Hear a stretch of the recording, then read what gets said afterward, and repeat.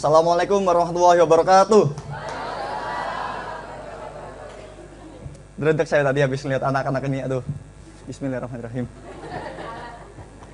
Baik, saya dari Indonesia Mengajar, tapi di sini saya tidak akan berbicara tentang Indonesia Mengajar. Teman-teman bisa melihat di websitenya sendiri. Kami ingin cerita tentang sekolah kami di sana. Kalau tadi adik-adik di sini sekolah di kota, coba kami cerita dulu tentang sekolah di desa. Ini sekolah kami. Nah, lapangan upacaranya bisa melihat gunung, sekaligus bisa melihat laut. Nah, ini sekolahnya. Nah, ini sungkainya. Biasanya kami mandi di sini. Sebagian dari murid-murid kami itu tinggal di balik gunung itu gunung. Di baliknya lagi, kira-kira perjalanan 1 jam baru nyampe ke sekolah. Dia menyeberang sekitar sungai ini 3 kali. Karena sungainya berkelok-kelok, jadi dia harus seberang 3 kali. Nah, ini sungai yang diseberangi. Ini murid saya lagi cari ikan. Lanjut. Nah, ini sungainya. Murid saya lagi mau pulang sekolah ini ceritanya. Seru kan? Adem, kelihatan laut, segar, sejuk gitu kan. Tapi ada masalahnya. Masalahnya, sungai ini nggak selalu ramah. Ini kalau lagi banjir.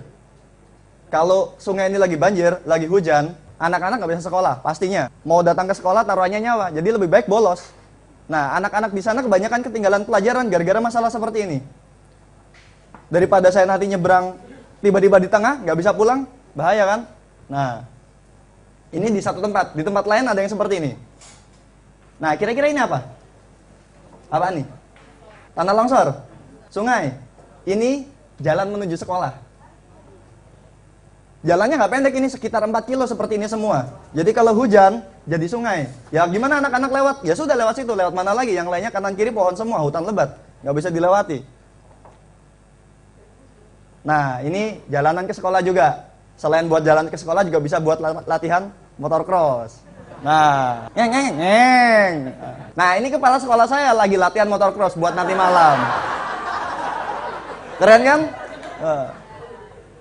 Nah, lanjut. Di SD tempat kami mengajar, ada juga yang punya hotspot. Wow, tapi bukan yang ini. Bukan. Ini hotspotnya, lihat. Nah, ini hotspot. Really hot, real spot.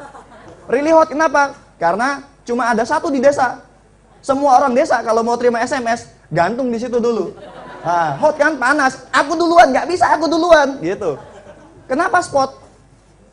Karena kalau geser ke atas sedikit, hilang sinyalnya. Turun sedikit, hilang. Real spot. Di desa. Nah, coba kita lanjut lagi. Oh iya, nggak kelihatan. Di sini kalau mau lihat bulan purnama enak banget. Wah, dilihat bulan purnama kelihatan banget. Terang sekali bulan purnama di sini. Di sini juga nggak kayak tadi. Kalau tadi mau SMS-an harus digantung. Di sini nggak perlu digantung, nggak usah susah-susah. Kenapa? Ini alasannya. No listrik, no cry, no sinyal, santai. Mau digantung di sini nggak dapat, di sini nggak dapat jungkir balik, nggak dapat. Jadi nggak usah susah kan, nggak nyari. Udah nggak ada SMS-an di sini. Nah, lanjut lagi coba. Lalu kenapa kira-kira anak-anak ini kami mengajar di desa-desa seperti itu? Padahal kalau katanya orang-orang punya pilihan lain, ya padahal ya memang punya pilihan lain sih. Kenapa kami mau mengajar di sana? Alasannya seperti ini kira-kira. Alasan idealis, anak muda gitu ya. Memenuhi janji kemerdekaan. Woi. Tinggi. Turut ambil aksi nyata, menjadi role model yang menginspirasi anak-anak desa. Jadi role model buat anak desa itu gampang. Ketika teman-teman pengajar muda ini datang ke desa, tiba-tiba anak-anak itu mulai rajin sekolah. Ditanya, kenapa kamu rajin sekolah padahal dulu sering bolos? Saya ingin jadi seperti Pak Guru. Udah selesai alasannya. Ingin jadi seperti Pak Guru, kenapa? Jadi anak sekolahan. Udah selesai. Role model di sekolah, gampang. Tapi ini alasan idealis, alasan yang sering diceritakan oleh Indonesia Mengajar. Teman-teman bisa cari di website masing-masing. Teman saya membahasakannya dengan seperti ini. Nah, aku ingin melayani negeriku. Ini alasan tingginya, tapi sebenarnya kami punya hidden agenda. Alasan tersembunyi. Kami menyebutnya alasan egois. Sangat privat sekali. Alasan pertama, sebenarnya ketika kami mengajar di sana, sebenarnya kamilah yang belajar. Kami belajar mengenai bagaimana bertata krama dengan masyarakat, bagaimana kami menjadi orang yang Dulunya anak muda, anak kacungan kan, baru ingusan, tiba-tiba datang ke desa, dihormati sama orang lain. Kenapa? Karena guru. Nah, bagaimana kami bersiap seperti guru? Jadi guru di sekolah susah, apalagi jadi guru sepanjang hari. Kan kami tinggal di sana. Nah, kemudian lanjut lagi coba. Nah, ini alasannya. Ini apa? MLM? Oh, bukan. Ini bukan MLM. Guru punya 3 orang murid. Muridnya pintar semua. 3 orang murid, masing-masing punya murid. Jadi berapa muridnya? Jadi seperti ini.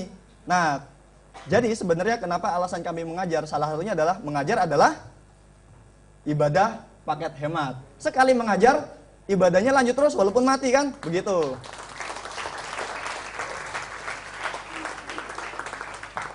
Salah satu ibadah paket hemat. Ada 3 ibadah paket hemat. Yang satunya ini, mengajar. Coba lanjut lagi. Nah, liburan tapi digaji. Ya. Wah, itu gue banget itu. Itu saya. Nah, itu kan saya tuh. Tuh. Berenang sini seminggu sekali, sebulan sekali? Enggak, tiap hari. Kami mandi di sini kok. Mandi di sini, nyuci di sini, MCK juga di situ. Asik kan? Coba lanjut lagi, Mas. Nah, seorang teman saya, seperti tadi kan, ini alasan egois, sangat privat. Namanya Adeline Magdalena Sutanto. Nama kecilnya Tan Sho Min. Seorang warga keturunan. Seperti menurut Alin, dia cerita, dia dibesarkan dengan paradigma-paradigma yang negatif, baik dari komunitas keturunan tempat dia besar sama komunitas pribumi tempat dia besar. Ya, teman-teman mungkin tahu sendirilah. Sampai suatu saat si Alin ini masuk ITB dan lulus. Akhirnya dia merasa nggak enak. Merasa jengah dengan paradigma-paradigma yang ada.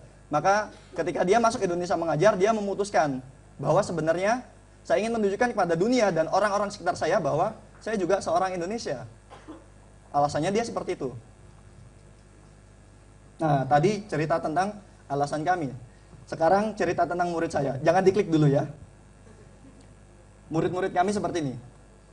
Pada suatu saat, tiba-tiba ada beberapa orang murid itu bolos sekolah. Padahal kan dulunya rajin, tiba-tiba bolos sekolah. Waktu ditanya, kenapa kamu kemarin bolos sekolah? Jaga adik, Pak. Loh, mamamu kemana? Coba diklik sekarang. Mamamu kemana? Mama ke kebun, Pak. Bapak ke kebun juga. Jadi kamu nggak sekolah? Iya, jaga adik. Nah, sejak saat itu kita tahu bahwa anak-anak bolos sekolah gara-gara jaga adik. Ya sudah, kalau gitu coba adik kamu ajak saja ke sekolah. Ada nggak gambarnya di sini? Dikit lagi habis ini. Set. Nah, adiknya juga ikut sekolah.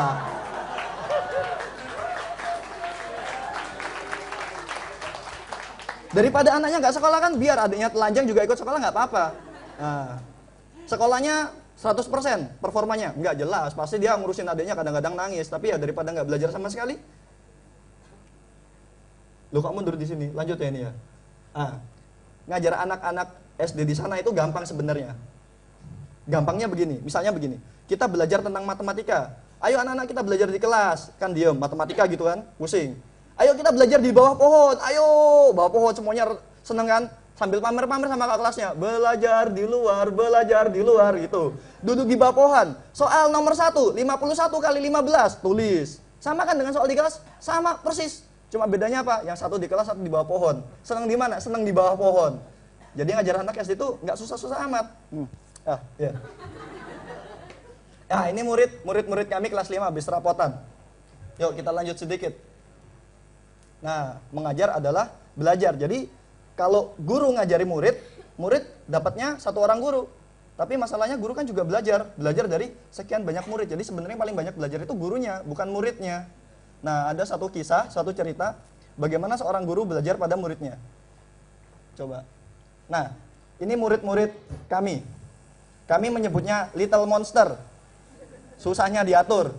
Siapa yang bisa nomor 1? Saya, Pak. 15 kali 15 berapa? 225, Pak. Bener, saya, Pak. Berapa? 225 juga, Pak. Iya, bener, saya, Pak. Nggak tahu, Pak. Gitu. Nah, pokoknya ngacung, angkat tangan. Jawaban bener salah urusan nanti. Little Monster. Nah, diantara semua Little Monster, kami punya satu. Nih, tengah-tengah. Mukanya kelihatan kan monster kan? Namanya Masapi. Bahasa Indonesianya belut. Ceritanya bagaimana? Waktu dia lahir, bapaknya lagi ke sungai cari ikan. Sungai yang tadi itu. Terus dia nemu belut besar. Waktu di rumah, belutnya diukur sama anaknya. Kepalanya anak itu segede kepala belut. Namanya Mas Sapi. Nah, ini lahirnya. Nama adalah sebuah doa. Maka anak ini pun seperti belut, susah dipegang ekornya kan? Lari kemana-mana. Nah, masih ingat cerita sungai yang tadi? Lagi banjir kan? Anak-anak nggak bisa sekolah. Kalau sungai lagi banjir, nggak cuma anak-anak yang nggak bisa sekolah. Guru-guru juga nggak bisa sekolah. Karena guru-guru nggak tinggal dekat sama sekolah. Cuma pengajar muda yang tinggal dekat sekolah. Nah, hujan, banjir, sekolah sepi. Setengah anak masih masuk, tapi guru nggak ada yang masuk. Nah, waktu itu pusing pengajar mudanya. Bagaimana ini? Seperti ini sudah seminggu guru nggak masuk karena hujan terus. Nah, pada saat itu si little monster yang paling monster ini lagi bengal-bengalnya, lagi nakal-nakalnya, pusing kan? Akhirnya dapat ide kayak gini. Coba Mas Sapi sini. Dibuatkan gambar segitiga, lingkaran, persegi panjang, jajar genjang, dan layang-layang. Mas Sapi, coba tolong kamu ajarkan anak-anak kelas 1-2 membuat segitiga, layang-layang, dan segala macam ini. Setelah itu tempel di kertas, kertasnya dipotong-potong. Oke Pak, dipotong-potong. Nah, gurunya ngajar di kelas lain, masuk ke kelas 5, masuk ke kelas 4. Mas Sapi ngajar. Anak-anak kelas 1-2, itu kan nggak bisa bahasa Indonesia. Susah ngasih taunya, tapi gara-gara Mas Sapi orang di sana, bisa bahasa lokal, jadi dia pinter ngaturnya. Anak-anak kecil tadi itu nurut sama Mas Sapi yang paling monster ini. Nurut, nggak tahu ya nurutnya takut atau gimana, pokoknya nurut lah ya. Tapi ada suatu hal yang menarik ketika selesai saya datang kan. Bagaimana Mas Sapi? Beres? Sudah selesai semua Pak? Mana buktinya? Ini buktinya. Ditunjukin. Nah, itu hasilnya. Bosnya dia.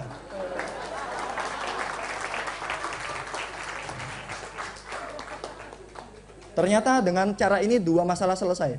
Mas Sapi, the monster yang paling monster, beres kan, terkendali. Anak-anak kecil, little monster yang paling little, beres juga. Nah, tapi ada suatu hal yang membuat saya baru nyadar bahwa sebenarnya penghargaan itu membuat orang hatinya lembut. Mas Sapi yang begitu keras dikasih tahu guru sering ngelawan, sama teman suka mukul, ketika anak-anak kecil ini bilang, "Terima kasih Mas Sapi." Ya, jalan sambil malu-malu begini. Apakah sejak saat itu Mas Sapi tiba-tiba jadi anak baik? Enggak, itu cuma di film.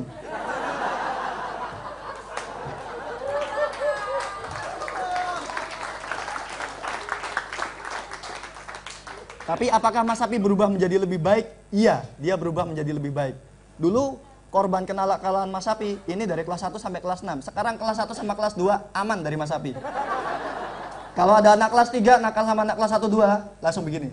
Apa? Nah, ternyata penghargaan itu membuat orang hatinya lembut. Ternyata cara mengalahkan little monster itu dengan dihadapkan dengan monster-monster yang lebih kecil, anak kelas 1-2. Penghargaan itu sangat berharga ternyata. Coba slide berikutnya apa ya? Lupa saya. Lanjut dikit. Oh ya, oke.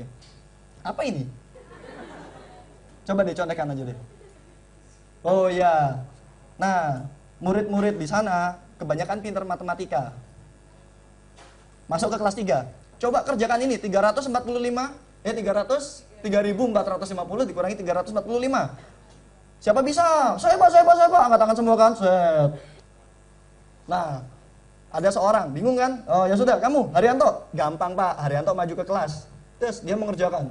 Oke Haryanto, difoto dulu. Cekrek, difoto. Habis itu kerjakan. Oke kerjakan Haryanto. Diklik, tis. Wah, dikerjakan langsung. 0 kurangi 5, nggak bisa, harus pinjam deket. Pak, hasilnya 3.105.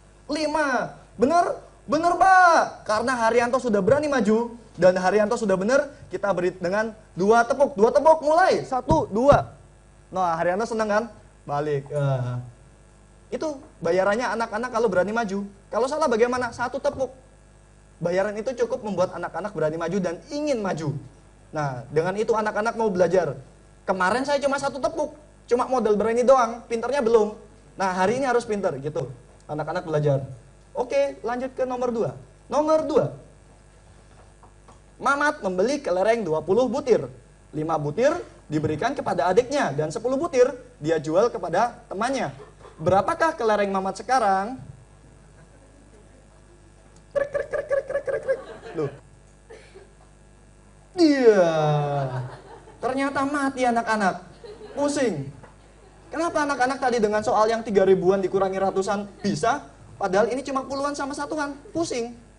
Ternyata alasannya ini soal cerita. Yang tadi soal matematika murni. Kenapa soal cerita nggak bisa? Ini alasannya. Anak-anak kurang bahan bacaan. Buku pelajaran yang pegang cuma satu, guru. Kalau pelajaran matematika sih gampang ya. IPA mungkin bisa cerita. Pelapukan begini-begini kan kalian bisa lihat. Kalau batu kena hujan terus jadi melapuk. Nah itu bisa cerita. Bagaimana kalau IPS? Sultan Hasanuddin melawan Belanda. Apal nggak anak-anak? Nggak apal. Modalnya mereka kurang bahan bacaan. Nah pengajar muda itu banyak yang curhat di blognya masing-masing. Kan punya blog.indonesiamengajar.org. Mereka curhat. Ternyata ada orang yang membaca curhatan-curhatan pengajar muda di blognya itu. Nah, orang-orang itu ingin berbuat sesuatu juga. Dia nggak bisa berangkat ke sana menjadi guru, tapi dia bisa melakukan sesuatu. Maka contohnya ini. Teman-teman di fakultas saya tergerak membantu. Mereka mahasiswa. Ada sebagian yang sudah lulus, ya tahu sendirilah. Uangnya mahasiswa bagaimana sih, kosan nunggak kan, makan kasbon ya kan. Tapi mereka mau ngeluarin uang. Untuk apa? Untuk belikan buku adik-adiknya. Kecil sekali uangnya. Ya nggak kecil sekali sih ya. Tapi kalau dibandingkan dengan penghasilan teman-teman mungkin ya gitu.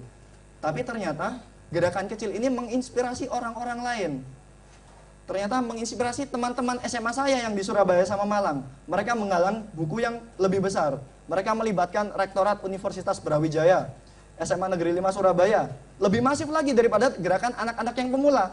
Tapi ini yang nomor 2. Yang nomor 1 nggak bisa diganti kan. Nomor 1 adalah penggagas. Penggagas nggak bisa diganti. Coba diklik. Bukunya datang banyak.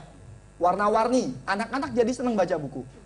Ada hewan-hewan, ada upin-ipin, segala macam lah yang anak-anak itu suka.